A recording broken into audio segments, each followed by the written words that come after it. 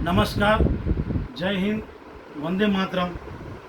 હું જિગ્નેશ નરેન્દ્રભાઈ પંડ્યા મારી ઉપર જે જીવલેણ હુમલો કરવામાં આવ્યો તે સંદર્ભે આપ સૌ બાવળા શહેરના નાગરિકો અને ભાજપના પાયાના કાર્યકર્તાઓને જણાવવા માગું છું કે આ ઘટના 10/7/2025ને સાંજે 6 વાગ્યા આજુબાજુ બનેલ અને આ ઘટના ક્રમની સમગ્ર માહિતી મીડિયાના માધ્યમથી આપ સૌને મેં જાણ કરેલ.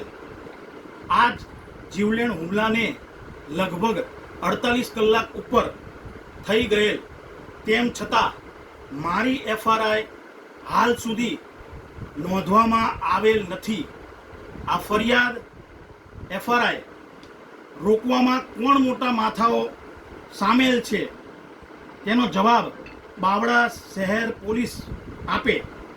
મારી સાચી રજૂઆત અને માહિતી ના લઈ એમની મરજી મુજબ અને એમની ઈચ્છા મુજબ ફરિયાદ નોંધાવવાનું મારી ઉપર પ્રેશર કરેલ. પરંતુ આપ સૌને હું સભાનતાપૂર્વક જણાવવા માગું છું કે જે ફરિયાદ મેં તેમને જણાવેલ છે તે લેવામાં બાવળા પોલીસ સ્ટેશન આનાકાની કરે છે.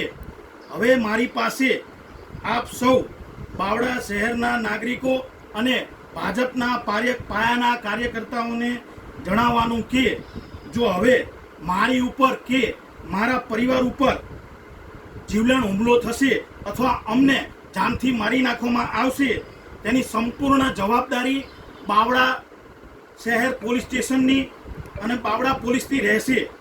અને આવતીકાલ તારીખ 13/7/2025ને રવિવાર સવારે 11 વાગ્યા સુધીમાં મારી એફઆરઆઈ ફરિયાદ નોંધવામાં નહીં આવે તો હું બાવળા શહેર પોલીસ સ્ટેશનની અંદર ગાંધી ચિંધ્યા માર્ગે આમરણાંત ઉપવાસ ઉપર બેસવાનો છું.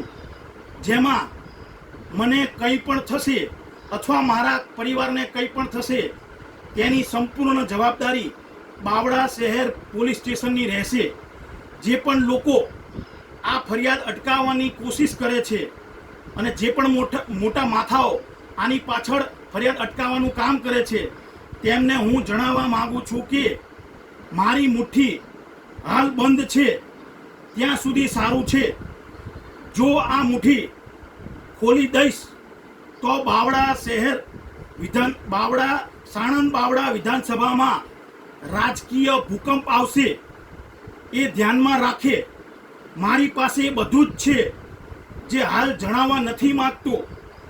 મહેરબાની કરી મારું મોઢું ખોલવામાં આંગળી નાખી મોઢું ખોલવામાં ના આવે અને બાવળા શહેર પોલીસ સ્ટેશને એમનું કામ કરવા દેવામાં આવે અને એમને એફઆરઆઈ નોંધવાનું જણાવવામાં આવે.